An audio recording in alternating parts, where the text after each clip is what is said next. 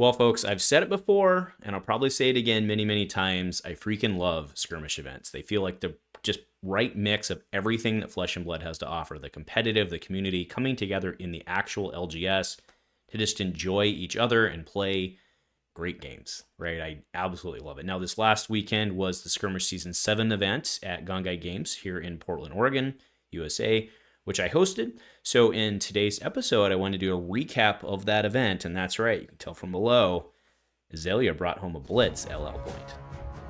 A huge shout out to our channel members for supporting what we do here. If you want to get involved with the channel and the Dice Commando community, please consider joining as a channel member. Remember, these videos are only possible with your support. You can show that support with a like, a subscribe, and by leaving us a comment and sharing your feedback. Community first, and go Commando. Hey there, Flesh and Blood folks. Welcome back to Dice Commando and Go Again, a fabulous cast doing the event recap of last weekend's Skirmish Season 7 event here in Portland. It was obviously a great time. I continue to not only love my community, but be very proud of them because we had, I think it's fair to say, a pretty unique field.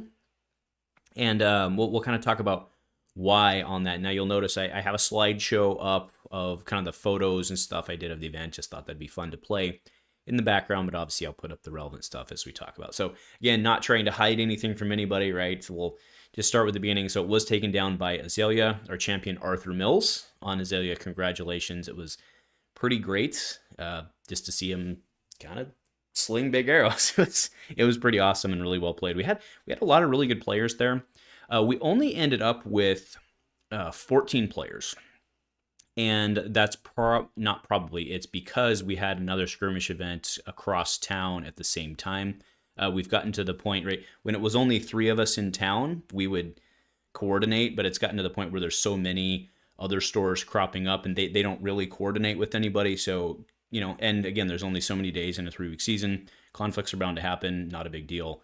So we ended up splitting kind of the Portland crowd and only ended up with 14. But again, we've got some really strong players. I was also really shout out to Bailey Stutzman. Really excited to see you again. Always love hanging out with you and talking Warrior, and he did not disappoint. All right, so let's go into the main field breakdown. This is what was fascinating. So we had 3 Kassais, we had 2 Emperors, 1 Dash, 1 Azalea, 1 Riptide, 1 Levia, 1 Ira, that was a drone fatigue Ira. We had a Shiana, which was very creative. We had Rhinar, Lexi, and Briar. Okay, that was the field, just in case you're misinterpreting how I'm writing this. The exclamation mark, question mark on Prism and Chane is there were none there. And that Prism also obviously includes both Prisms. There were no Prisms there at all, which was really fascinating how it played out on the day, and I think it absolutely affected the results of our skirmish because people were sideboarding for poppers.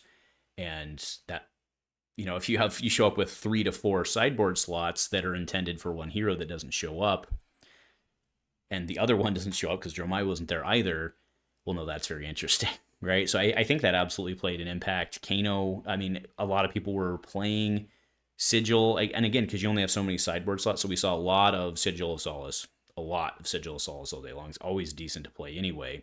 It's also really good into fatigue, right? You can take a couple Kodachis and tuck 1 card.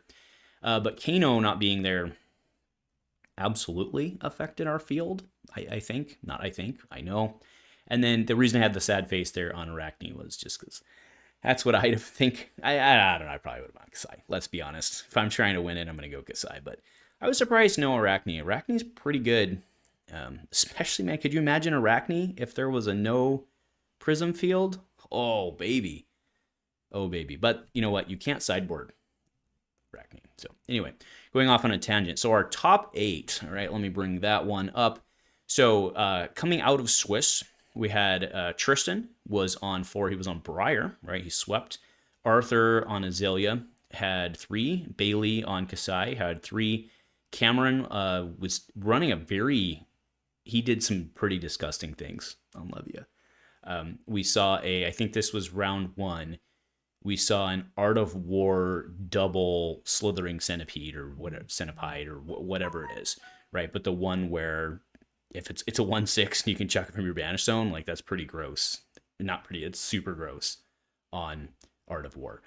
Jeremy Smith was on Kassai, getting 6th. Adam Hill, no stranger to tops and skirmish, was on Dash, actually, doing kind of a boost dash. Was starting with the induction chamber a lot of times. For really, really smart player there. Sean Cowan, crush smash on Rhinar. And then Jamar on the Ira drone did get in the 8th slot. He drew, I think, twice. I don't quote me on that. At least I know at least once, round 1, he drew. But, that's what happens when you're on fatigue sometimes, right? It can happen. Right, so then what I have up right now is the top 8. So Tristan did win his first against the fatigue Ira. That was a very, very, very close one. Bailey, like Kassai into Dash is a pretty good matchup, so Bailey took that one. Cameron did take Kassai out, which is interesting, because usually you can kind of fatigue that, but then, Levia is very different. And then Arthur, obviously, he marched his way all to the top, so that one's pretty self-explanatory. Bailey and Tristan actually drove up together. Bailey had this, kind of grim look on his face because he had evidently, taken a beating the night before playing against Tristan. But he was able to eke that one out, and then Bailey went down in the final to Arthur. So Bailey got his playmat, which is awesome. I'll be honest, the non-official TO in me was absolutely rooting for Bailey, not only because I know him and he's a good guy, but hey, it's Kassai, right? Want to see Kassai win. But it was pretty great to see Azalea pull down those LO points.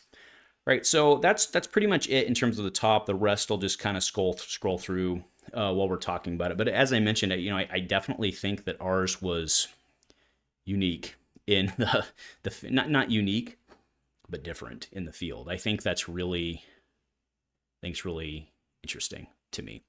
How would it have affected things overall? I certainly think that having Prism there and Arcane Sentinel would have absolutely thrown roadblocks up for Big Arrow. That's without a question. But then again, with as many people who were teched into Prism there, would she have gone as far and never met the Azalea? I don't know. Right. But again, that's kind of the beauty of these things, is having it at your local and right. And again, when we've seen the data, at least from week 1 thus far, and it's pretty flat in terms of wins going a lot of places. So there's no super place to go. Again, I still believe, without really having much data, but my heart is telling me that people are very much teching into a certain couple number of matchups, because those are the ones that are easier to tech into.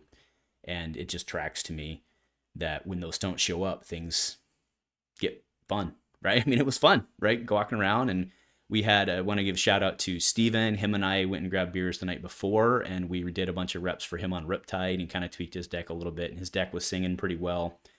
He's really been learning how to do Riptide, and he got some wins down. That was pretty cool to see.